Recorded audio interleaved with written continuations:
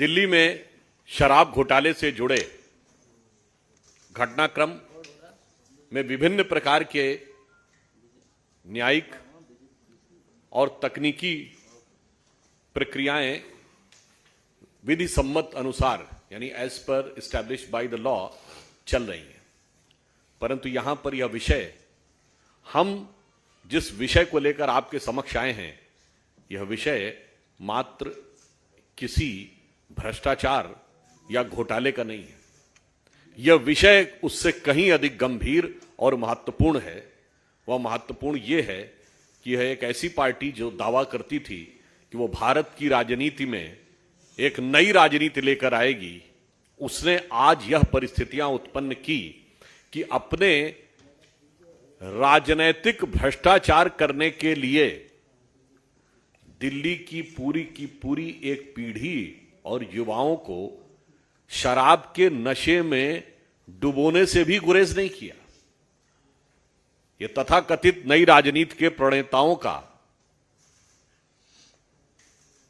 जो कार्यक्रम रहा दिल्ली में, वो क्या रहा कि शराब की दुकानों में कमीशन बढ़ा, सरकार का राजस्व घटा,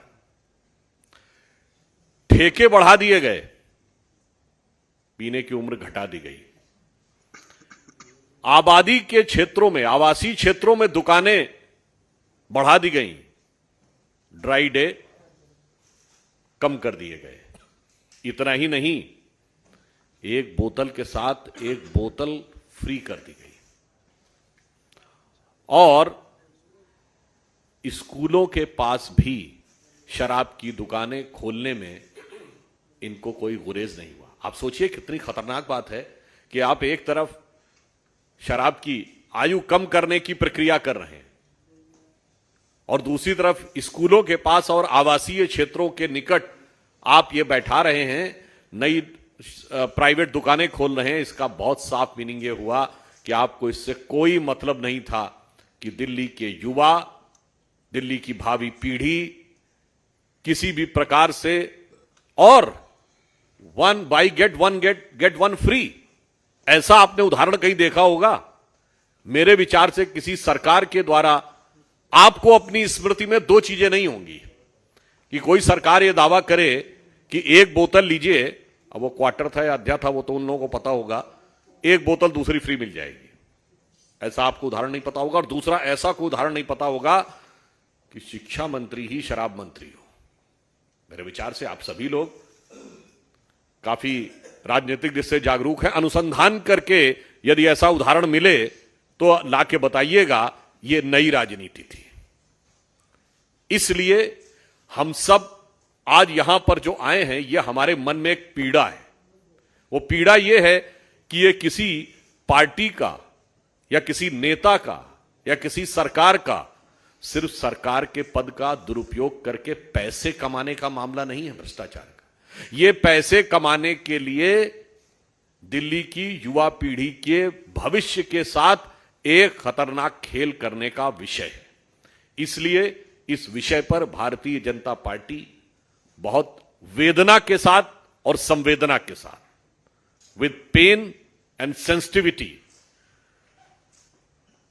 हमने यह निर्णय लिया है कि इस विषय पे दिल्ली की जनता को जागरूक करने के लिए और किस प्रकार का षड्यंत्र रचा जा रहा था दिल्ली की युवा पीढ़ी को नशे की लत तक जाकर उनका राजनीतिक हित, यानी उसके दम पर भी अपने पैसे बनाने के लिए, उसको लेकर एक जागरूकता अभियान चलाएगी पार्टी, जिसमें कि यह भी होगा कि किस प्रकार से जो युवा पीढ़ी है वो इस षड्यंत्र को समझे और हमारे नागरिक भी इसको समझें कि हमारे लिए ये मुद्दा केवल एक भ्रष्टाचार नहीं है, हमारे लिए ये मुद्दा दिल्ली की युवा पीढ़ी के भविष्य के साथ खिलवाड़ का है। इसलिए हम इस विषय के ऊपर सजग भी हैं, सतर्क भी हैं और भावुक भी हैं। इसे मैं, और वो कितना खतरनाक खेल है, आप सबको वो शायद मशहूर पंक्ति याद होगी जो शराब के लिए कही जाती है कि हजारों घर हैं डूबे बोतलों के बंद पानी में, जो इनमें जाके डूबे वो न उबरे जिंदगानी में। मगर याद रखिए, हम दिल्ली की तरुणाई को, दिल्ली की जनता को इसमें डूबने नहीं देंगे। और ये वो लोग जिन्होंने जाके शराब के आरोपियों ने महात्मा गांधी की समाधि पे जाके नाटक किया था, जिनका कि जन्मदिन पूरे भारत में ड्राई डे होता है, वैसे जन्मदिन के दिन नहीं गए थे, ये भी ध्यान रखिएगा। तो आप समझिए, इन्होंने दिल्ली में जो दारू का दरिया बहाने का काम किया है, हम कृत संकल्प हैं कि हम दिल्ली की जनता को और विशेषकर युवाओं को उसमें नहीं डूबने देंगे और उसे निकालकर एक उज्जवल भविष्य की तरफ ले जाएंगे। दुख की बात यह है कि ये तथाकथित नई राजनीति वाले ऐसा, जो मैंने आपको 2-3 उदाहरण दिए, एक के बदले एक देना, 100% सरकारी दुकानें करना, कमीशन बढ़ाना, उसके बाद कहते जी हमने कुछ नहीं किया है। हमने थोड़ी किया है, तो किसी और ने किया है। पुराना गीत याद है ना, मुझे दुनिया वालों शराबी न समझो, पीता नहीं हूं पिलाई गई है। तो ये वो समझाने का प्रयास कर रहे हैं। तो दिल्ली की जनता इतनी भोली नहीं है कि वो आपके इन पैतरों को न समझ सके। और एक अंत में कहना चाहूंगा, उनकी तथाकथित नई राजनीति की मदहोशी अब पूरी तरीके से बेनकाब हो गई है और अपने पूरे होशो हवास में यह दिल्ली की जनता को दिखाई पड़ रहा है।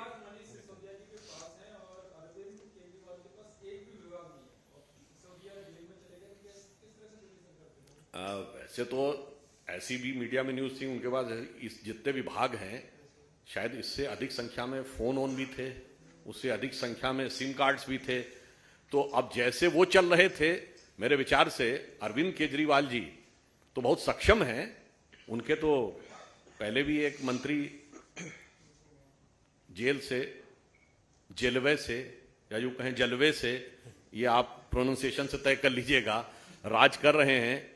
तो वो एक नई राजनीति उन्होंने दिखाई है, तो कुछ ना कुछ नया रास्ता निकालेंगे कि अपराध, आरोप और जेल से रह के भी कैसे भी सरकार चलेगी। तो नई राजनीति के प्रवर्तक है ना। पर ये वो हैं, याद करिए, ज्यादा पुरानी बात नहीं है, 10 साल पुरानी बात। आरोप लगते ही इस्तीफा देना चाहिए, जांच बाद में होनी चाहिए। वो आज पूछताछ के बाद कहते हैं जांच में कहां मिला, जांच के बाद कहते हैं गिरफ्तार कर लो। याद करिए कितना सच बोलते हैं। जब सीबीआई ने उनके ठिकानों पे रेड की थी तो क्या बोले थे कि हमारे बैंक लॉकरों में सिर्फ एक बच्चे का झुंझुना मिला। यह बात प्रतीक में नहीं बोली थी, ये उनके प्रवक्ताओं ने वास्तविकता में बोला था। तो ये बताइए, हम एक तर्कसंगत ढंग से कह रहे हैं, क्या कोई व्यक्ति अपने लॉकर में बच्चे का झुंझुना रखता है? यानी ये साफ दर्शा रहा है कि इनकी पूरी की पूरी मंशा बिल्कुल गलत थी और इसलिए नैतिकता के इस स्वघोषित अलंबरदार की यह सबसे बड़ी परीक्षा है। राज्यसभा सांसद संजय सिंह हैं, उन्होंने इस पर बयान दिया। उन्होंने कहा कि अगर हमें ईडी और सीबीआई दे दी जाए तो मोदी और अडानी जेल में होंगे, इस तरह की बातें। अब इसे क्या कहें कि कहते कहते दिल की आरजू लबों पे आ जाती है। आप समझिए, ये तो वो कह रहे हैं, इसका मतलब आबकारी विभाग आपके हाथ में था तो आपने क्या किया होगा। जो जो डिपार्टमेंट आपके हाथ में थे, पॉलिसी बनाई, आपने क्या किया होगा। मुझे लगता है पहले तो नीति बनाई, फिर विड्रॉ की। अब उनके नेताएं बयान दे रहे हैं तो अब मनसा वाचा कर्मणा तीनों ढंग से एक्सपोज हो गए।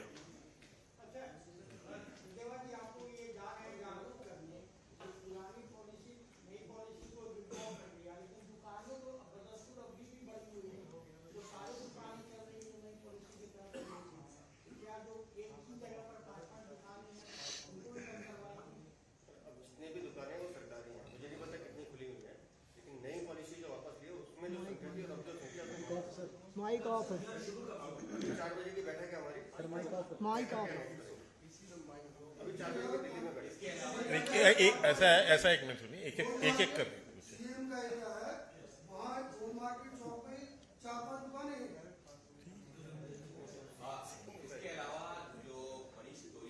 ये जो आपने प्रश्न किया है ना, महत्वपूर्ण बात यह है कि सामान्य एरिया हो या वीआईपी एरिया, सब तरफ दुकानें नजर आ रही हैं। इसीलिए हमारा यह कहना है कि मामला सिर्फ भ्रष्टाचार का नहीं है, यह दिल्ली के मुस्तकबिल को बर्बाद करने का है। अंकित सिसोदिया की तरफ से लगातार यह दलील ये दी जा रही है कि हमने जो भी किया वो एलजी से चर्चा करने के बाद में, उसकी अनुमति लेने के बाद में तभी ये कॉन्क्रीट ड्राफ्ट की। कल कोर्ट में भी यही कहा गया, सड़कों पर और जहां भी बयान आ रहे हैं यही कहा जा रहा है कि एलजी के बिना अनुमति के नहीं हुआ। देखिए, मैं ये कहना चाहूंगा आम आदमी पार्टी से कि वो क्या लोगों को इतना मतिमंद समझते हैं कि ये लोग कितनी अनुमति लेकर एलजी से काम करते थे हैं और कितनी लड़ाई कीमती के साथ काम करते थे। मुझे लगता है ये इस प्रकार की बात करना यह दर्शाता है कि वो ये मान चुके हैं कि वो गलत है, अब किसी न किसी तरह तिनके की ओट में पहाड़ छुपाने की कोशिश। आखिरकार दिल्ली की जनता की ये बड़ी जीत हुई है। दोनों भ्रष्ट मंत्रियों को, मनीष सिसोदिया और सत्येंद्र जैन को कैबिनेट से हटना पड़ा है। और जो दबाव लगातार हम लोग डाल रहे थे कि भ्रष्टाचारी मंत्रियों को कैबिनेट से बाहर करो, मनीष सिसोदिया और सत्येंद्र जैन का इस्तीफा लो, और दिल्ली की जो सरकार ठप्प करके बैठे अरविंद केजरीवाल, जेल से जो सरकार चलाने का पाप किया जा रहा था उसको तुरंत बंद करना चाहिए।